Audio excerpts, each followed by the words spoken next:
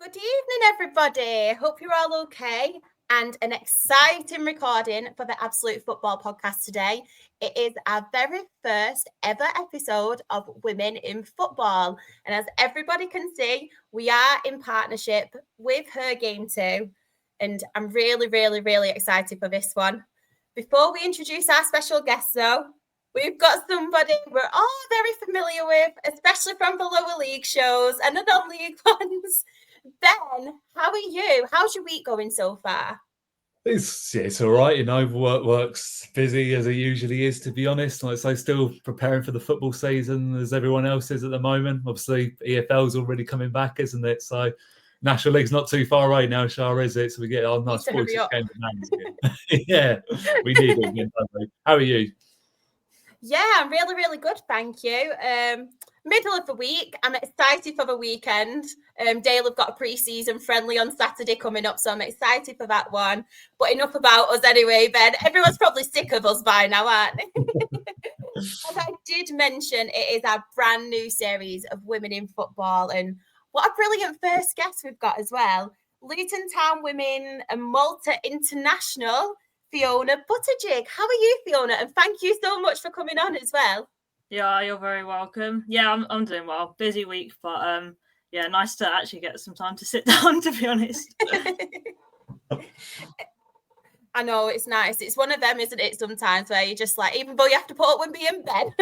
Yeah. Ben, really? I'm joking. I mean, for those that sort of don't know, really, obviously ones that are watching, Fee's actually someone I've known for many years. We went through school together. Her twin brother's actually one of my closest mates as well. So we've all lived in the same area, obviously, before Fee moved up to Luton and that, went up in the world. So that's how sort of the connection went, just in case everyone's wondering, why is this one here today? Oh, you're always welcome, Ben, anyway. Don't you worry. Don't you worry. But we are going to take it right back to the start. How did it come across with football? Obviously, how did you get into it? Was it your love for it by watching it on the TV? Is there a particular football team you support? How did it all happen? So my brother actually played from quite a young age. Like, me and him were always out in the garden, kicking the football around. I used to shove him in goal a lot of the time, just shoot the ball at him a lot. Yeah. And like me, Ben, we're all down the park like quite a lot playing football and that. But yeah, he played for Maidstone United when he was young, and I used to go with my dad to like watch his games, and then I used to want to join in with their training a little bit. And then someone I went to school with, she was like, "Oh, I play for a girls' team. Do you want to come down to training?" And then kind of, yeah, all started from there, really. I think my mum and dad were a bit hesitant at first because I didn't really have the build. I was quite skinny when I was little, but yeah, I think as soon as I went along, I just fell in love with it, and I don't think they could really take that away from me. So, oh, love that. As you mentioned, obviously you went to the Maidstone games. Was it just Maidstone that you followed, or is there any other football teams that you do like go watching or support? I support Chelsea. So, yeah, I mean, my brother used to watch Chelsea a lot. Lampard was his favourite player growing up, so I think I just sort of piggybacked on that, to be honest. And then, yeah, I've just stuck with them. So I've been to a few Chelsea games when I can fit it in. But my husband supports West Ham, so I've been to them a few times as well. But yeah, any game, to be honest, I just love watching it on telly. My whole life is pretty much football. So. I'll get you to a Dale game, Ben. I know it probably isn't the most attractive, but you're more than welcome. Ben could come along too. Let's make a day of it. It's been years since I've been there. Yeah, I mean, well, because obviously I know your career Fee right from the start, and obviously it began. Was it for me? Was it Bested? It started at, wasn't it? Yeah. Obviously, obviously, this is probably the perfect time to do it this week on the same week. Obviously, the Lionesses, brought it home again, and it's where Alicia Russo began her career as well. And she started in the year below you, didn't she? Year below me, but we played in the same team for maybe a year or two. I can't remember exactly, but yeah, remember being in the same team as her, and then I also played for Kent under 15s, and she was in that team as well. Yeah, it's pretty crazy now to look back on it, but yeah, they've absolutely smashed it. So I think they've done a huge amount for women's football in the last 10, 15 years, especially, and it's really nice to finally see it getting the sort of plaudits that it deserves. Yeah, and you were quite like part of sort of a lot of successful teams, I think, weren't you? Like Bear said. So I think you won a couple of league titles, did you? Yeah, I think we won a few cups as well. So no, it was like a really good team growing up. And then I went on to I trialled for Gillingham under 17s. I trialled first and didn't get in. I was sort of had 6 weeks where I was with them in pre-season, and then it didn't work out. And then I think I went back the year after that and got in, and then that's when it kind of really started, I guess. But yeah, it seems a long time ago now. Yeah, no. Well, I mean, I might be wrong in saying, like, were you part of the academy there as well? So I went to college. I went to college with Gillingham, and that was sort of an academy team. Yeah, I think that's the closest the sort of girls had an academy. But yeah, I think I was 18, 19 when I did that. And that was like that's sort of the first, big step, like maybe from where you come from a beer stage. Did you see the level, increase really in your game from that period? Yeah, definitely. Like the training, the whole setup was much more professional, whereas Bearsted was more of a grassroots, like sort of a Sunday league team. So yeah, going into the under 17s at Gillingham and then going into the first team the year after that as like a 17-year-old was a bit like, well, a big step up, but I wouldn't change it, to be honest. I have no regrets. So, do you sort of look back and probably learned a lot from that period as well? Even because obviously you dropped back down to Aylesford for a while, didn't you? But obviously before the move came about, did that experience really help you though develop as a player? Yeah, I think having that year for Gillingham, well, it was less than a year in the end, but going from the under 17s to the first team, like the next season, was obviously a massive step up. Like, just playing against actual women instead of sort of youngsters was massive. Like the strength of obviously adults is quite a big thing in the women's game. But yeah, it gave me a lot of good experience. So I played up until December with the first team and then got sent out on loan to Aylesford. And I didn't have to go, like they gave me the option whether to go or not. But for me, I just wanted to play. So I would rather play at as the league below, so a slightly lower level, and know that I was going to get minutes rather than sit on the bench.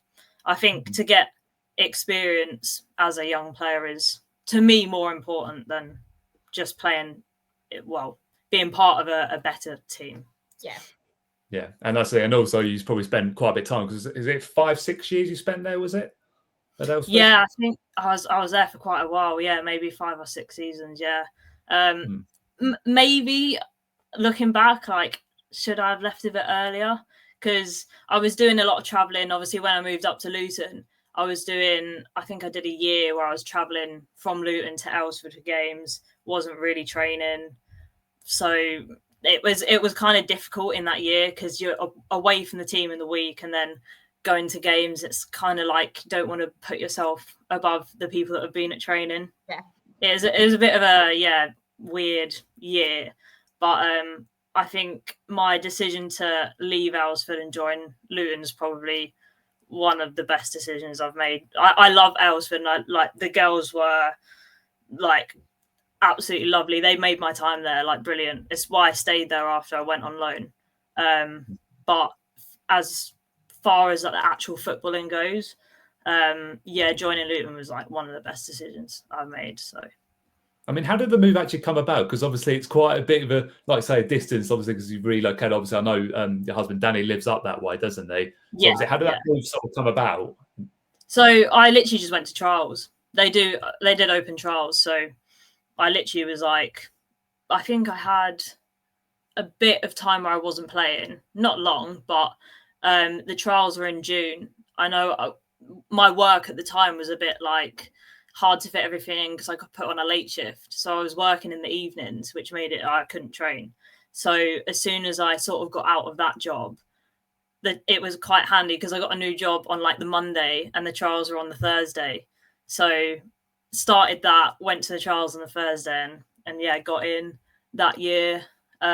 Even then, I'm in my 5th season with Luton now, and like the progression the team has made from the first year I was there to now is like ridiculous. So yeah, it's really good. That's it, because you've had quite a successful period there, haven't you? Particularly the last couple of years. Obviously, starting off really with, a major highlight, I'm guessing, of your footballing career was reaching the FA Cup 4th round, and playing against a Women's Super League side in Brighton. I mean, I think I was looking earlier, because obviously I was trying to look a bit of research. You played in front of, was it 1,200 people, wasn't it? I mean, how was that experience? Honestly, that's definitely up there, like one of my favourite games I've ever played, for the experience and like getting to play against some world-class players like Vicky Lozada, Brighton captain at the time. Obviously, she played for Barcelona and that Spain. It's just like, at the time, like sitting in the changing room with the girls, and we were like, what is going on? Obviously, Katie Robinson as well. She's played for England.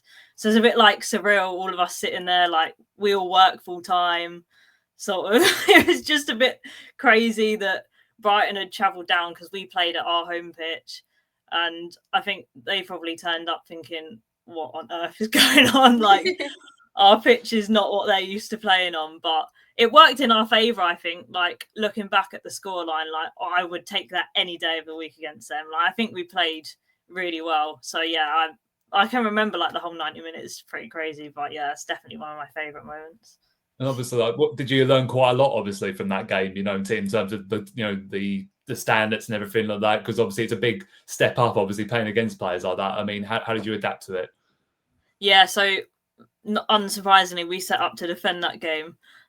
Just keep the score as low as possible, really, to be honest. But yeah, you could tell the standard was nothing like we've ever played against before. Obviously, just the way they kept the ball, like every pass was perfect. I mean, we literally had to defend for our lives, but like what an experience. It's just, yeah, an incredible game. And obviously you've sort of built on from that now, because obviously I've seen this year, you've gone on to win a league title, and I think someone might have scored the goal that sealed the title for them at St Albans. I did actually. That was a bit of a hectic couple of weeks, because I think I came back from Malta and we had 8 games in 5 weeks, so really busy schedule. And I remember the Sunday before, I think we played Needham Market at home, and my calf was like in bits. I came off at half time, had a massage, and the management team were like, "You're not going back on." I could barely walk, and I was thinking, I'm not missing this game on Tuesday. There was absolutely no way, if we could win the league on Tuesday, that I was missing that. So yeah, I remember going home Sunday night and being like, Danny, go and grab some ice. Like, just get as much ice as you can from Sainsbury's. I'm going to have an ice bar, like do heat compression, anything that I could do. I tried it on the Sunday night. Monday sort of did recovery and just turned up on the Tuesday praying that my calf would somehow make some miraculous recovery. So I saw the physio before the game, and I think that there was a bit of like, not pressure, because we knew we had games to win the league after that, but it was almost like all the girls just wanted it to be done on that Tuesday, so we didn't have to sort of long it out after that. But I was like, yeah, saw the physio before the game, and I was like, there is no way I'm not playing this game. I was like, went in the warm-up, it was feeling all right, and then honestly, I think I got on the pitch and just forgot about it. Yeah. And then, yeah, we left it very late. I think I scored in like the 81st minute or something.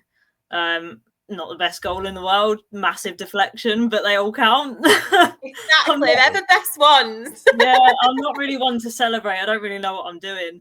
But I ended up running away from the photographer and then ended up in the middle of the pitch, which was, yeah, everyone was like, why are you running away from us? Everyone was like dead.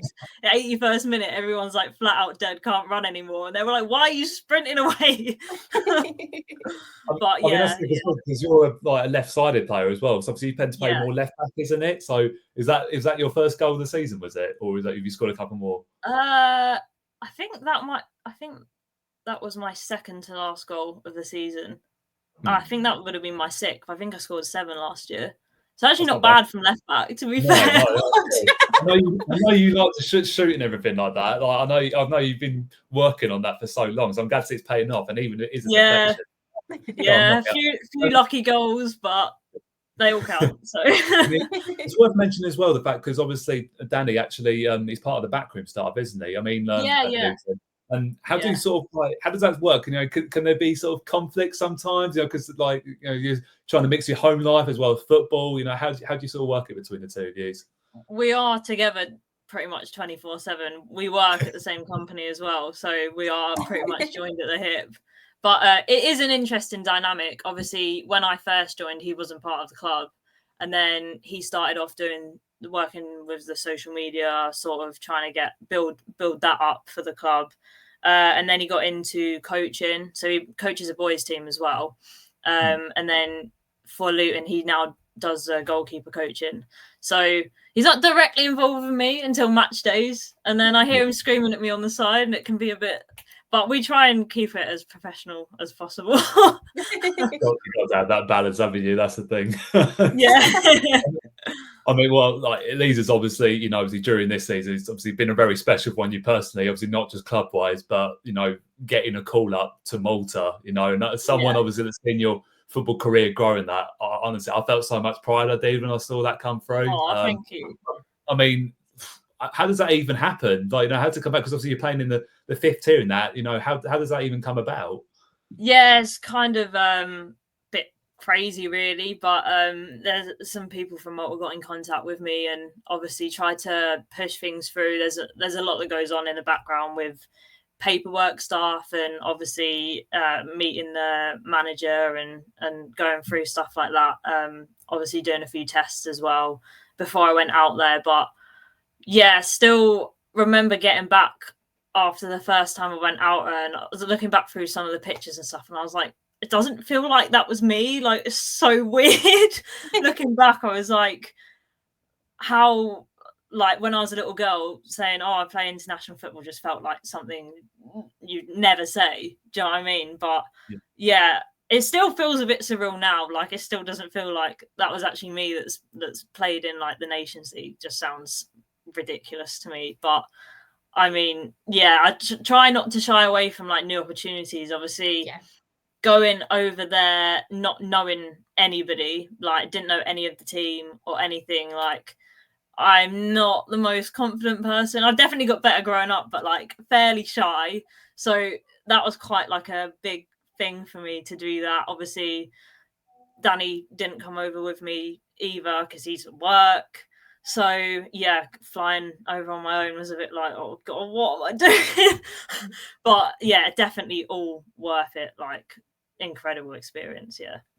Yeah, I mean, how did the players sort of help set you down then? Also, those I say, because especially if it's something you're not used to, and probably some of them have played together in the past. I mean, did they sort of set you in very quickly? Yeah, do you know what? I remember going to like the stadium, had to get some pictures done and stuff. And I remember walking into the changing room, there was a couple of girls there already and just instantly very, very welcoming, like asking them like, oh, questions about me and where I come from and stuff like that. They just settled my nerves, definitely. And I couldn't like really ask for a nicer bunch of girls to be involved in as well. So yeah, it was nice. It was nice. And it made me feel comfortable pretty much straight away, which was good. And that's because you clearly had quite a together group in that because, you know, through that our experience, you know, you've ended up, I think, getting promotion out of your Nation League group as well. I mean, for such a small country, even for the men's Malta team, you know, anything like that would be massive for them. But in particular for the women's team, where probably, you know, there isn't as many players probably for them to choose from, maybe because of the popularity of the sport. But like for that, there must have been a huge achievement. Oh yeah, I know. They got promoted before as well. So they played in League B and then got relegated. So it was sort of expected, I'd say, that Malta were the favourites for the group. But I think like their growth as a country in the last few years has also been like really, really good. And the manager and everything's like a massive advocate for pushing the women's team. Like we did a few school visits and stuff out there to try and like promote the games and stuff. So yeah, it was really nice. I mean, it's probably an obvious question, but I'm guessing you really had to pinch yourself in that moment, thinking like that's the thing I think I've said to you before when we were talking about you coming on here. And like, it didn't feel that long ago. I was playing, like, say, in the garden with you and Matt, Honestly, together. yeah. And then all of a sudden you're standing inside in front of the Maltese national anthem and that. You think that's just crazy, isn't it?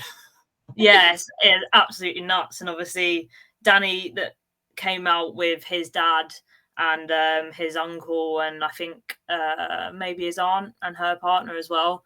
So I sort of spotted them in the stands at half time of the day I made my like full debut, and I was just like, "What the hell is going on?"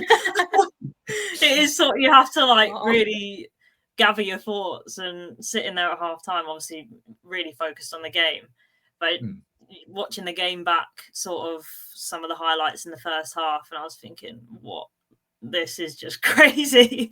Do you find the level of coaching very different as well to what you get at Luton? Like, is it different? Because isn't your coach Italian, isn't it? Yeah, manager's Italian, and then most of the like background staff and the coaches and stuff, most of them are Maltese, but I think the assistant manager's Italian as well. But yeah, the level is much different to Luton. I'm hoping there will be sort of a gap closed a bit this season, being promoted. So obviously we're in the National League with Luton now. So I'm hoping, well, it definitely is going to be much more of a test this season. But yeah, it's kind of, I said the thing I struggled with the most when I came back was I went training the next day of Luton, and I definitely noticed a difference, but it's not all a bad thing, because like I know now what I need to do to be at that level, and like I've taken away so much that I can work on my own, and stuff that maybe I didn't see that I wasn't so good at has been highlighted through playing at a better level. So it's good for me personally to be able to like really know now what I need to do to take it a bit further as well.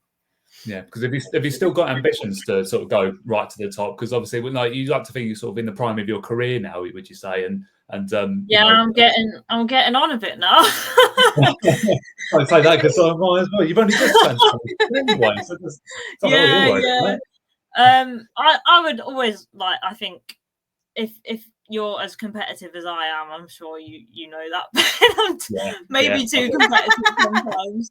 Like, who doesn't want to play at the highest level possible? But also, as I said before, even growing up, like, I want to play, so I would not necessarily choose to like go to a team that's a higher level just to sit on the bench. Like, a football career is short. So like I know I don't have 10 years left, and that's quite scary. Like, you don't know what's going to happen in football either, with injuries and stuff like that. So I want to spend most of my time playing. And for me, I said last season, there was never a doubt in my mind if we got promoted that I would not stay at Luton.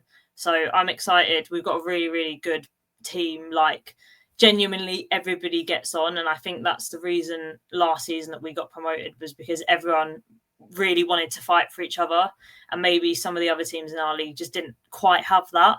So even when we were like really not playing well in games, there was almost no doubt that we were still gonna win, or at least get something out of the game, because everybody wanted the same thing. So no, it couldn't ask for much more, really.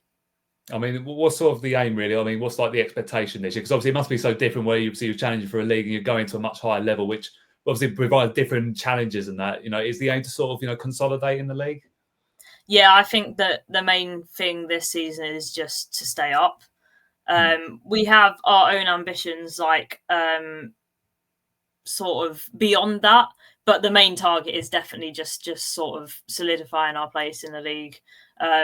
Tier 4 is kind of a weird place, because you've got a mix of like teams that are maybe going near full time now. Like, there's money involved at this level, and it's kind of a weird sort of place. But I definitely think we can solidify ourselves. I'm pretty confident with the team that we've got this year. we've made quite a few new signings as well, so it's good to get some new faces in. I'm looking forward to it. Yeah, that's it. Like, it's, I think we just like we were saying before. I mean, me and Charles spoke about it as well. You know, just like the growth of women's football, I think has been absolutely fantastic. You know, and obviously this week, you know, with the Lionesses picking up the trophy, you know, we've seen what it did last time. It inspired so many, you know, young girls and that obviously that want to get more into football. I mean, do you feel like, you know, it's the growth of women's football's impacted you in any way at all? Oh, definitely. I think just the growth of the game in general. Even I remember like being at school, and they were like, I think I did part of my GCSEs with like PE. I was like, oh, obviously choose football as my sport. And it was sort of like, oh, well, it's not really, you're like kind of on your own there. You got to do your own videos sort of outside of school. And it was like, if I could just play in the team with the boys, then wouldn't have to do it outside. But yeah, looking back to stuff like that, and even like with clubs at this level, if you went back like 10 years, the like equipment and funding for women's football was just completely different. So yeah, like England winning the last Euros, I think that like massively sparked like actual interest in women's football as well. And then obviously, yeah, winning it for a second time, it's in the limelight again. So it's definitely doing good things. It's so great as well because it's like these people, and it's not even just the young girls as well. It's even young boys. My little boys sat there and loved the tournament. And Bobby actually went to me, he's my oldest, and he went, "Can I get a shirt with Ella Toon on the back?" Oh, and bless things him. like that really melt my heart. And you genuinely have an interest. But I think it's because as well, they come across as such a good bunch, don't they? And you feel like you can actually kind of relate to them in certain ways. Yeah, you feel like you kind of know them, don't you? Yeah. It is really nice. I think as well, you have to look in, like, say, the last decade. I think in particular, maybe in the last sort of 5-6 years, is that the standards actually really improved. Because that's the thing, you know, I've seen obviously coming from, you know, like obviously growing up, you know, the standard maybe wasn't, you know, all quite that. And then I think just watching Spain, to be honest, against us on Sunday, I was actually like thinking like they you know, pass the ball around so nicely. You know, we all know it. Like women's football is a completely different kettle of fish in comparison to the men's game. It is. But I think you just see, you know, like the standard is certainly getting a lot better now, and more people, I'd say, are growing interested in it now, which is fantastic. Exactly. Like you said about Luton, I think the interest has certainly grown now through social media, and that's a big advocate now for everyone wanting to get more into football from a younger age. Yeah, social media is a big one for teams at our level. Like just trying to push it out, get more people involved. Like we're trying to get more people down to like our home games. We try and get the youth teams down to watch us, and like obviously after the games we try and get them involved. Like we'll go and have a little chat with them as well. So I think that side you see more in women's football of like the family vibe than you do in men's football, and I think that's quite attractive for families to go and watch games as well. So it is nice. Obviously, we've mentioned a lot about the good things about football in general and women's football, but obviously it does come with challenges. So have you ever experienced any challenges, whether that be injuries, whether it be abuse on social media, sexist abuse? Because I know obviously it can come quite a lot in the game. I'm not big on social media, to be honest. Like I really don't have the time. No. I try my best, but I'm not very good on it. So social media, like that side of it, has been fine, to be honest. But like I remember being at school, and obviously some of the boys make comments to you. Even now, like if I'm training down the park, like in pre-season, I'll go and do my own stuff on days that I don't train with the team, and you just get like some kids, teenagers, whatever, makes little comments, and to be honest, it doesn't even bother me anymore. I think younger girls would be bothered by it because it used to get to me more when I was younger. Now I'm just like, I just sort of ignore it. But yeah, I think you're always going to get people that make comments, to be honest. I don't think that's ever going to be completely eradicated, but I think you just got to stay positive and like look at the good things that are going on in the game, and that definitely outweighs the bad. So Definitely. The good thing is as well, what I've seen, because obviously I do have quite a large Twitter following, being a Her Game 2 ambassador and just through podcasts and stuff. A lot of it is because people are like, I never knew there was any Rochdale fan about, and I never knew of a female Rochdale fan. You got really shocked. But obviously, from that point of view, what I have seen a lot is people are starting to call it out now. Obviously, the abuse. And a lot of them, to be fair, if they are, they're doing it just for reactions. A lot of women to try and be relevant, and it's really not. I don't want to get into certain people, but there is one, for instance, who used to be an ex-footballer, an ex-manager as well, who does it a lot of the time just for clickbait and I stuff. can probably guess who you're talking about. Yeah, we won't mention him. He's like the Voldemort of this podcast. We shall not name him. Don't give him any more platform. Exactly, but a lot of them do it just to gain the platform. And what I do like about it, as I said, is there's a lot of people beginning to call it out. People are beginning to stick up for themselves as well. But I've noticed a lot of men are behind it as well. Like I said, My Little Boys and stuff, which is incredible. It's great that obviously we do have campaigns and stuff in place now and the support networks. And one, I have mentioned at the start of the podcast, obviously, Her Game 2. We are in partnership, obviously, with this. And just as a general about the campaign, have you heard of the campaign? Have you seen any of the work, and what do you think about it? Yeah, I think it's really important to have campaigns like that. I'm sure we've worn, like when we've done games at Kenilworth Road, I don't know if we're partnered with them or if they were sort of involved in that specific game, but I remember wearing Her Game 2 t-shirts to warm up in before the game and stuff. But yeah, it's definitely important to have stuff like that involved.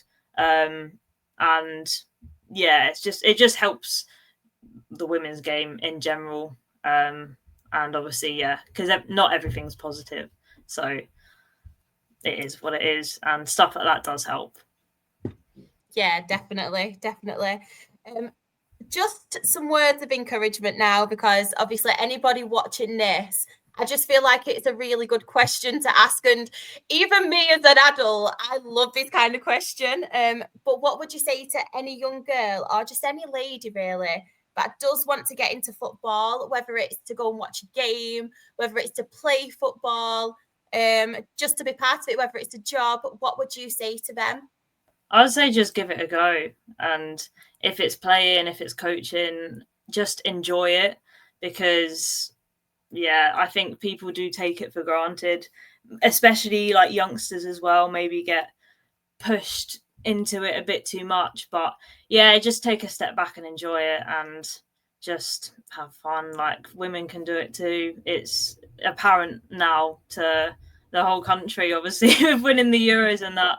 Just enjoy the time that you're involved in the game, because it doesn't last forever.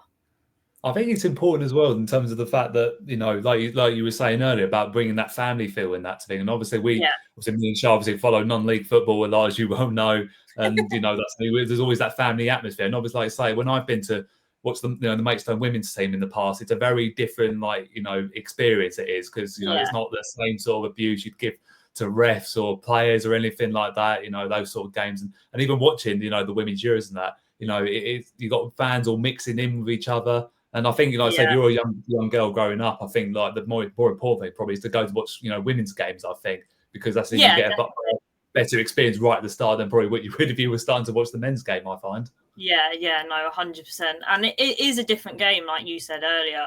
It's a totally different game. You can't really compare the two. Like, there are differences. There are obvious things that women just aren't able to kick the ball as far, just for genetic reasons. Like, it's a completely different game and a completely different atmosphere as well.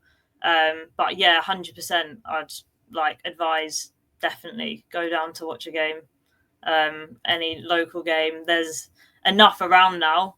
There's a lot of girls teams in the youth setups and everything. So just get involved however you can. It's just really good to grow the game.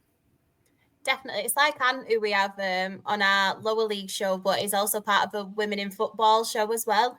And he loves Sunderland, like the men's team. He absolutely loves Sunderland, but he also follows the women's team as well. And we've got Danny, we've got Paul as well, who love the men's game, but also love the women's game. And this is what I just want to drum in people's head, that you don't have to like one and not the other. You can like both of them. And it infuriates me so much that people think that you can. Yeah. Like, they are different games. Like, you can like the men's game and not like the women's game. But you can also like the women's game and not like the men's game for multiple different reasons. So, it's just, some people just baffle me, to be honest. It's crazy, isn't it? It's crazy. Yeah. And one question as well, what we mentioned, obviously, your younger self, and looking back now, if you could give your younger self some advice or just any words of encouragement, what would it be? I'd probably just say chase your dreams, because doing what I'm doing now, like, looking back when I was younger, I just never thought that I would be where I am. So I'd say never rule anything out. Just take every opportunity as it comes and just always believe in yourself. Love that.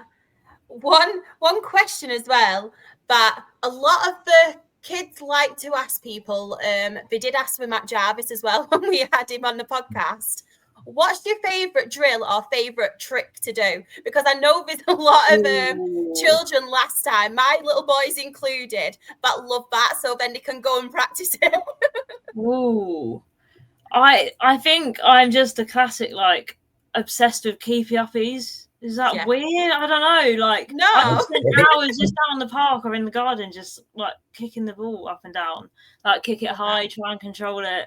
I don't know. Danny probably thinks I'm absolutely insane when I'm down the park for 2 hours just doing that. But yeah, I could genuinely spend like a whole day doing it. And I think it's good practice. What's your total best? What's your total best? Oh God, I actually have no idea. I remember doing like a little tournament thing at training like a couple of years ago, and I did win that with keepy uppies. So maybe it did pay off after all. Love that. Love that. Just classic, isn't it? Like, you don't have to be fancy. You don't have to do all this like Ronaldo and all these like fancy tricks. Just go for it. Just be your classic self. Exactly. And you don't need any equipment, just a football and yourself. So it can't get easier than that, really. And also, the left backs as well is important to do. Sort of flick it up, get it on the knee, smash it away. That's the thing, particularly on that side. Exactly. Get it out. Just get it clear. Oh, I love that. As well, you did mention before when you scored and you didn't really know what to do. So I feel like, Ben, me and you need to come up with a celebration that Fee can do next time she scores. I'll do it. See, I'm a big advocate, for the Marcus Rashford one. We're pointing to his finger to his head. I'll do it. I'll go right in front of you. And for one thing, find the photographer first. You've got to know what that was actually embarrassing. That was. I saw him after the game, and he was like, "You were running away from me." I was like, "I'm sorry, I didn't know what to do." The emotion gets you, though, doesn't it? Like I say, if you're not used to scoring goals either, the strikers just think, right, I know which side they're going to be this time. Right, when I scored today, I'll go and find that side. That's the thing. We do that emotion all the time. Our photographers always, the players always look to see where she is right before the game to know which side to go for it. So it is. Yeah, some people are just natural at that, aren't they? But I'm not one of them. I am not very photogenic either. If you see any picture of me from the games, like I pull the same face in every picture. But I'm very happy that he did capture some good pictures from even though I was running away from him, from my celebration. And they're actually not bad. They're very good pictures. So I'm grateful for that. I wasn't pulling the same face in them ones. So everyone, you heard it here first. If Fee scores, Marcus Rashford celebration. There we go. We need proof as well. I'll do it. I'll be checking the photos out for it. Don't you worry. And I'll be asking Matt as well. Don't you worry about that. He'll be like, "What are you doing?" Oh dear. Ben, anything else you want to add? I think you just need to continue what you're doing. Like I say, I think you Yeah. know the journey you've been on, like I say, right from the start is absolutely incredible. You know, like I say, I could have never dreamt. I mean, I know how much of a good player you are because you've worked hard to get there. But like, I'm just hoping now, you know, this is only the stepping stone, and you'll get more like opportunities with the national team, and like so, hopefully, you know, I'll be fingers crossed. I'll be keeping an eye out for Luton's results next year to see how you get on Division 4. Because I'm really hoping you can finish high, and obviously, first things first, secure that place in the division next year. But no, just keep doing what you're doing. So you're doing amazing at the moment. Thank you very much. Thank you very much. Really appreciate it. And thank you so much as well for coming on and being our first guest as well in the series. It's something we have been planning for a while. And as soon as Ben mentioned your name, we were like, yeah, we need to get her on. We need to get her on. We're really excited. Thank you very much for having me. Thank you for having me. It's been fun. No, thank you. And of course, if anybody does want to follow the rest of your journey, where can they follow you on Instagram? Yeah, Instagram is just Fiona Buttigieg. So yeah, I mean, have fun spelling it, but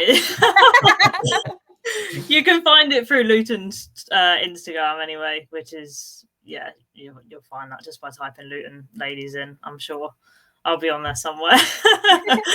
What we'll do? Who's your first game of the season against as well? If anyone wants to go and watch Sam, I think it's Dulwich Hamlet. I think. Don't quote me on that, but I think it is. Yeah. Oh, that's because we start on the 17th of August.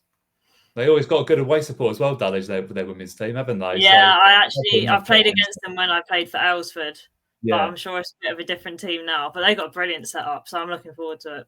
Yeah, I love going there. I've got a lot of time for the people at Dulwich. The club is absolutely fantastic. And like I said, the support they have for the women's game as well, it's definitely risen for them in the last 5 years or so. Yeah. And I love they get beating crowds. So hopefully you can get off to a winning start, though. That's what we'll be hoping. Sorry, Dulwich fans. Fingers crossed.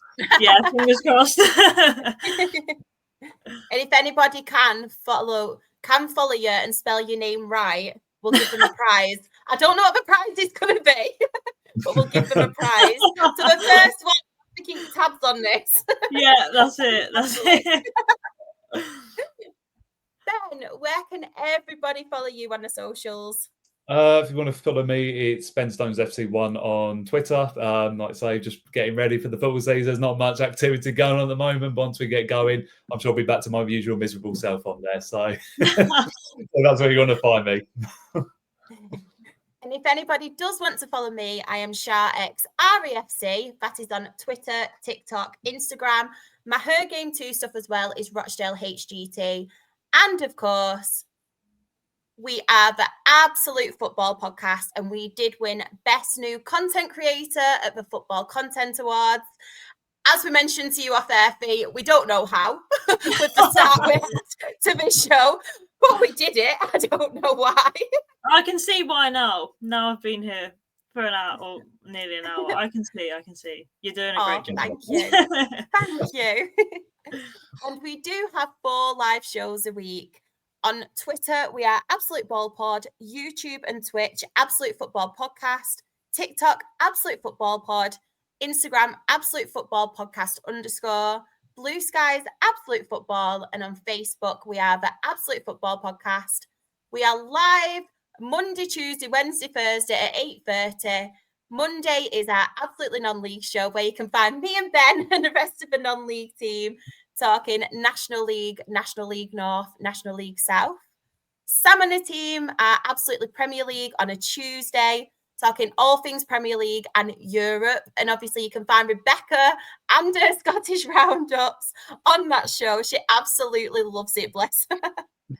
On a Wednesday, you can catch Freya and Team Chaos with Absolutely Women's Football, where they cover the WSL and the Women's Championship. And on a Thursday, you can catch me again and potentially Ben on Absolutely Lower League, where we cover the EFL Championship, League One and League Two. But thank you so much again, Fee, for coming on here. We really appreciate it. And as we did mention at the start, it is a collaboration with Her Game 2. Thank you so much for watching and goodbye for now. Bye, everyone.